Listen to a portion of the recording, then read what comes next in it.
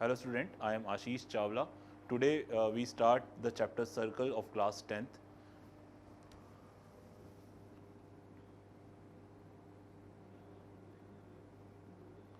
Okay ये circle chapter वैसे हम क्लास 9th में भी डिस्कस कर चुके हैं, ठीक है, लेकिन फिर भी हम कुछ चीज़ें जान लेते हैं अबाउट सर्कल की सर्कल होता क्या है और the terms which are related to circles.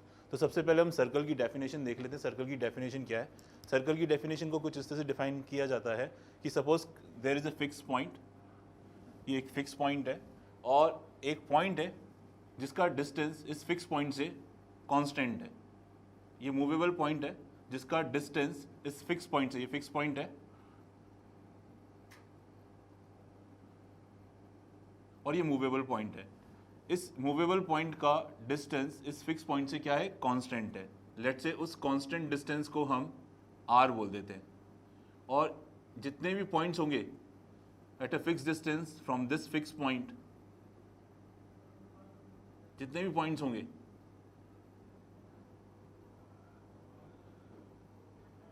in a plane, ठीक है, the collection of all the points in a plane which are at a fixed distance from a fixed point is known as circle. देखिए ये एक plane surface है, ये हमारा एक fix point है और इस फिक्स पॉइंट से फिक्स डिस्टेंस पर जितने भी पॉइंट्स हैं उन सब के कलेक्शंस को हम सर्कल बोलते हैं। तो यहाँ पर ये जो फिक्स पॉइंट है it is known as the centre of a circle. Let's इस पॉइंट को ओ नाम दे देते हैं, centre of the circle is O, and जो ये फिक्स डिस्टेंस है उसे हम रेडियस ऑफ द सर्कल बोलते हैं, डिनोटेड बाय स्मॉल आर। ठीक है, इन जनरल आप कई बार देखते भी होंगे कि सर्कल की जो नोटेशन होती है कुछ इस तरह से लिखी जाती है, circle C, centre O and radius r, इस तरह से भी लिखा जाता है, circle C, centre O and radius r. तो ये सर्कल की डेफिनेशन हो गई। नाउ अब हम बात करते हैं the various terms which are related to circle. Okay, circle का एरिया हम सब जानते हैं, that is pi r square, and the circumference, जो इसकी बाउंड्री की जो लेंथ होती है उसको हम पेरीमीटर और सर्कल में हम सर्कमफ्रेंस बोलते हैं। The circumference of a circle is known as 2 pi r. ठीक है, ये हम ऑलरेडी पढ़ चुके हैं चीज़ें। अब और भी टर्म्स जो which are related to circles है उसको देख लेते हैं एक बार। देखिए सपोज करो ये सर्कल है with centre O. Now if I take any 2 points on the circle, ठीक है, any 2 points on the circle, सबसे पहले हम डिफाइन करें that is arc. What is arc? देखिए ये एक सर्कल है, सर्कल के सेंटर ओ है और सर्कल की सर्कमफ्रेंस से हमने 2 पॉइंट ले लिए ए और B. Piece of a circle, ये एक पीस है, it is a piece of a circle. Let's say इसको ग्रीन से दिखा देते हैं। It is a piece of a circle is known as the arc of a circle. ठीक है, ये एक सर्कल है और ये सर्कल का एक पार्ट है, तो इट हम आर्क बोलते हैं, आर्क ऑफ अ सर्कल। ये ए बी बना दिया और उस पर ये कर्व लाइन बना दी छोटी सी, ठीक है, तो इसे हम आर्क ऑफ अ सर्कल बोलते हैं। ठीक है, नाउ ये आर्क के बारे में हो गया। नाउ अगर मैं इस 2 पॉइंट्स को अगर मैं स्ट्रेट लाइन से कनेक्ट कर दूं, ठीक है, अगर इस 2 पॉइंट्स को अगर मैंने स्ट्रेट लाइन से कनेक्ट कर दिया तो it become a code of a circle, it become a code of a circle. इसको डिनोट करेंगे ए बी और उस पर ये लाइन बना देंगे इस तरह से, तो इसका मतलब ये हो गया it is a code of a circle. ये तो हो गया आर्क ऑफ अ सर्कल, जो कर्व वाला पार्ट है, और अगर मैं ए और बी को स्ट्रेट लाइन से ज्वाइन कर देता हूँ it become a code of a circle. Clear? Now एक चीज़ हम देखेंगे, जैसे जैसे इस कोड को हम सेंटर के नियर ले जाते हैं तो उस कोड की लेंथ बढ़ती जाती है।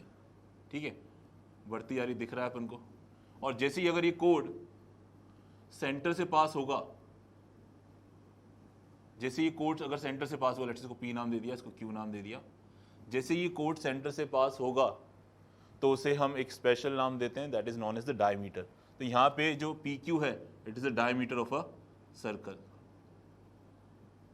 और हम ये कह सकते हैं कि द लॉन्गेस्ट कोड of the circle is nothing but its diameter, because इस कोड का डिस्टेंस सेंटर से 0 है, क्योंकि जैसे जैसे कोड सेंटर के नियर जाता है उसकी लेंथ बढ़ती जाती है, और जैसे ही वो सेंटर से पास होगा, यानी सेंटर से उसका डिस्टेंस कम से कम है, दैट इज 0 है, तो इट इज़ द लॉन्गेस्ट कोड, so it is nothing but the diameter. So diameter is the longest कोड ऑफ अ सर्कल. क्लियर. यहाँ पे हमने देखा आर्क क्या था. Arc is nothing but a piece of a circle. कोड, जब हमने दो पॉइंट्स को बाय कनेक्ट कर दिया by a straight line, it is the कोड. Diameter is the code which is passes through the center of a circle, or you can say the longest chord of a circle is diameter.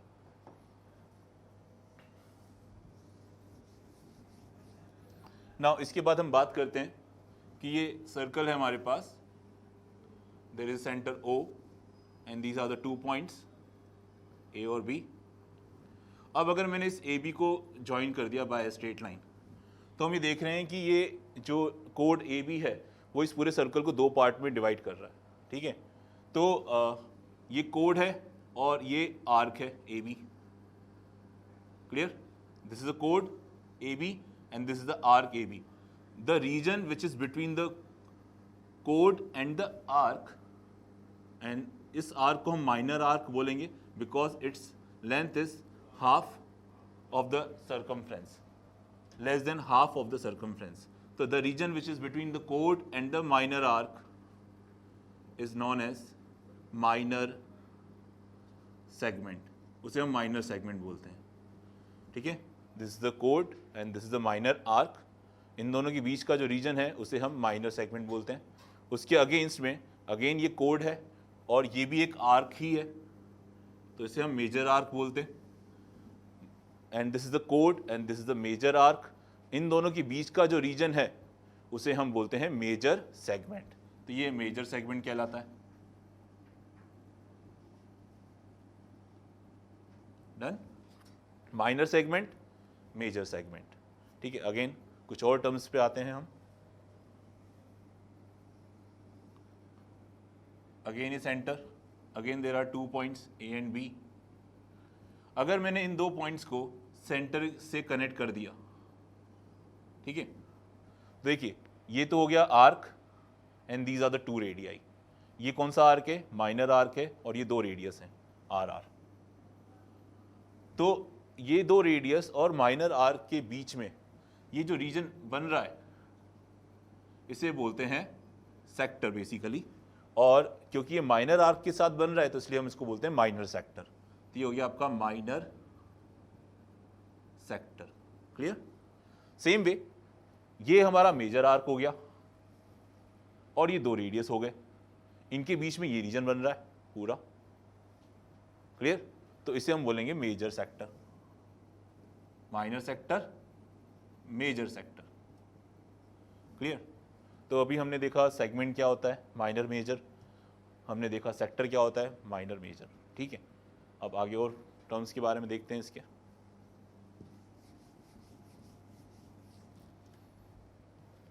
देखिए, let's say if we have 2 circles of different radii but having same centres. यहाँ पे हम देख रहे हैं कि यहाँ पे 2 सर्कल्स हैं. ठीक है. और दोनों का सेंटर सेम है, लेट्स से O. बट दोनों का जो रेडियस है, लेट्स से इसका रेडियस R1 और इसका रेडियस R2 है. क्लियरली दिख रहा है कि R2 जो है वो R1 से बड़ा है. तो these are the 2 circles having same centre but different radii. तो उन्हें हम कॉन्सेंट्रिक सर्कल्स बोलते हैं. These are known as concentric circle. ठीक है. इन्हें हम कॉन्सेंट्रिक सर्कल से डिफाइन करते हैं. क्लियर. चलिए और आगे बात करते हैं अपन.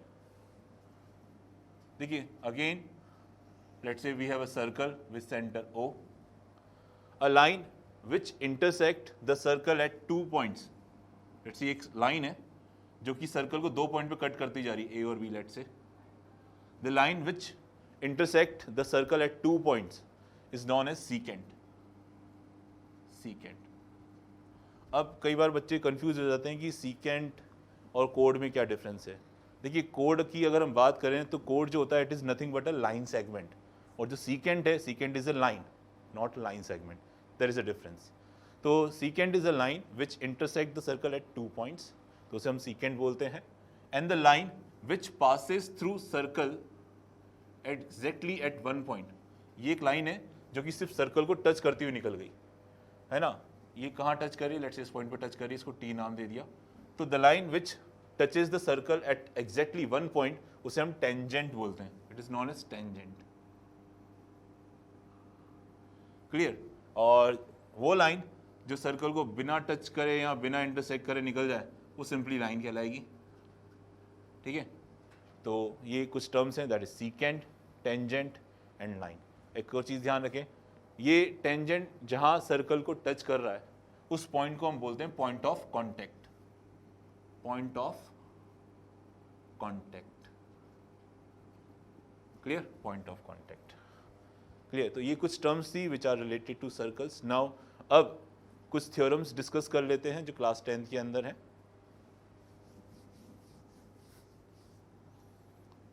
Okay, the very first theorem is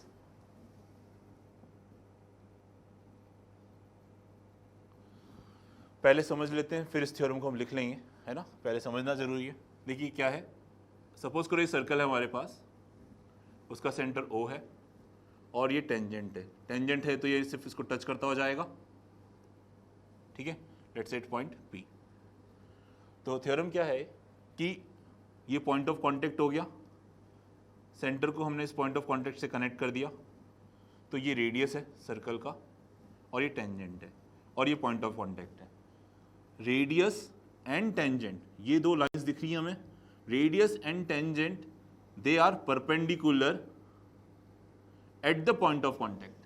जहां पे ये दोनों टच कर रहे हैं, रेडियस और टेंजेंट एक दूसरे को, है ना, जिस पॉइंट पे टच कर रहे हैं वहां पर 90 डिग्री एंगल बनेगा। This is our theorem, radius and tangent are perpendicular at the point of contact. ये हमारी थ्योरम है, इसको हमें प्रूव करना है। चलिए करेंगे। रेडियस एंड टेंजेंट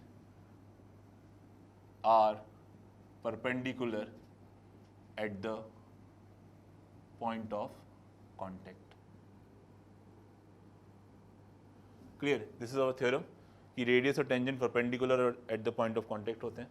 चलिए, अब हमें गिवन क्या है सबसे पहले, देखिए हमें गिवन यहाँ पे ये है कि we have given a circle, we have given a circle with centre O and radius R। ठीक है, सेंटर O है, रेडियस R है, एंड a tangent लेट्स इसको L नाम देते हैं, tangent L which touches the circle at point P, which touches the circle at point P। ये चीज हमें गिवन है। नाउ हमें प्रूव क्या करना है? टू प्रूव क्या करना है? We have to prove this that OP is perpendicular to line L, that is tangent। OP is perpendicular to line L। तो ये हमें गिवन है और ये हमें प्रूव करके दिखाना है। तो चलिए अब इसका प्रूफ देखते हैं। प्रूफ देखिए, अगर मैं यहां देखूं कि ये सेंटर है हमारा और ये पॉइंट ऑफ कांटेक्ट है, इनके बीच का डिस्टेंस R के बराबर है। क्लियर? और हमें यहाँ पे 90 डिग्री प्रूव करके दिखाना है। चलिए भी मान लेते हैं कि यहाँ पे 90 डिग्री नहीं है ना, ये प्रूव करके दिखाना है हमें। फिलहाल हमने सिर्फ इसको ज्वाइन कर दिया है। अब हमें ये तो मालूम है कि O से P का डिस्टेंस R है। लेट्स से अगर मैं इस लाइन L पर इस P के अलावा कोई दूसरा पॉइंट लेता हूँ, लेट्स से Q, एक पॉइंट ले लिया और OQ को ज्वाइन कर दिया। क्लियर है? तो यहाँ पे अगर हम देखें तो ये O से P का डिस्टेंस R था और लेट्स इस पॉइंट को कुछ और नाम देते हैं, ये जो डिस्टेंस है ये भी R है। क्लियर? इस पॉइंट को कुछ नाम दे देते हैं, लेट्स से P डैश, कुछ भी नाम दे दीजिए। तो यहाँ पे हमने देखा O से P का डिस्टेंस R है और O से Q का जो डिस्टेंस है that is OP dash plus P dash Q है, और OP dash is nothing but R और P डैश Q की लेंथ कुछ ना कुछ तो होगी। इससे ये क्लियर नजर आ रहा है कि जो OQ है it is greater than R। साफ विजिबल है कि OQ in triangle OPQ, OQ is greater than OP. Clear? Because ये रेडियस से बड़ा दिख रहा है साफ साफ. अगर मैं Q के अलावा कोई दूसरा पॉइंट भी लेता, लेट्स से Q डैश, ठीक है, इसको ज्वाइन करता, तो अगेन ये जो डिस्टेंस है, अगेन ये रेडियस से बड़ा ही है, साफ दिख रहा है यहाँ पे, क्योंकि ये लेंथ आपकी रेडियस के बराबर है और ये कुछ एक्स्ट्रा पार्ट आ रहा है. तो कहने का ये मतलब है कि अगर मैं इस लाइन पर इस पॉइंट P को छोड़कर कोई और पॉइंट लेता हूं तो उसका डिस्टेंस हमेशा रेडियस से बड़ा आएगा, because this distance is always radius plus something. Clear है? तो अगर मैं इस लाइन पर P को छोड़कर कोई दूसरा पॉइंट लेता हूं तो उसका डिस्टेंस हमेशा रेडियस से बड़ा आएगा. ठीक है? सो इसको हम लिख सकते हैं, if we take any point on L other than P, if we take any point on L other than P, its distance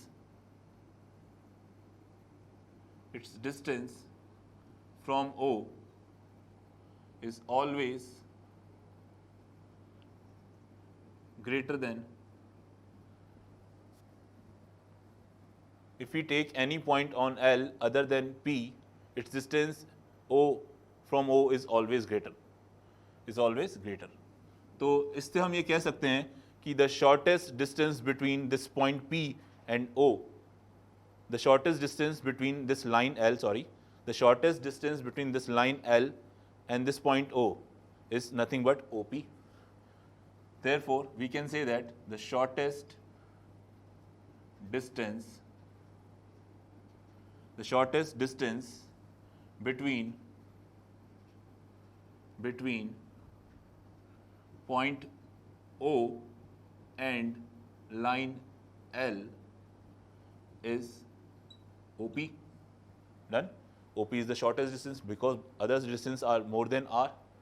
तो क्लास 9th में ही हमने पढ़ा था कि एक लाइन और एक पॉइंट के बीच का जो सबसे छोटा डिस्टेंस होता है, लेट्स से ये पॉइंट है और ये लाइन है, इसके बीच में जो सबसे छोटा डिस्टेंस होता है वो परपेंडिकुलर डिस्टेंस ही होता है, because all the distance are more than this. तो ये क्लास 9th में हम पढ़ चुके हैं, the shortest distance between a line and a point is the perpendicular distance.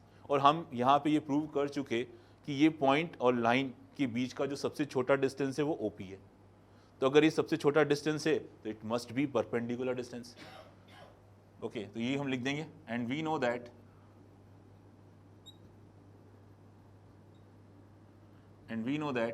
the shortest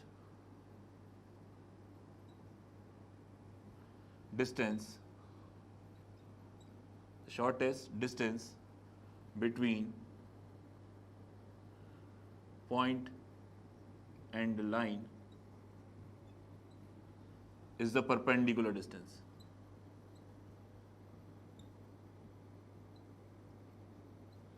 So therefore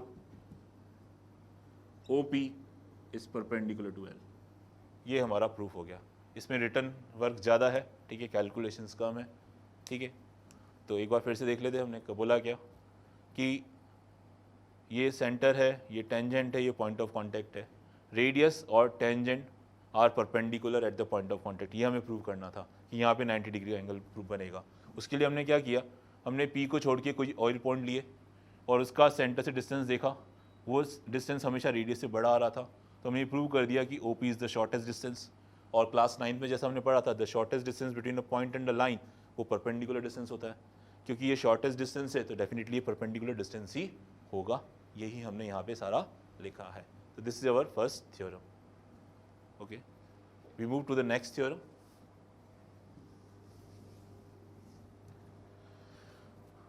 okay, theorem 2.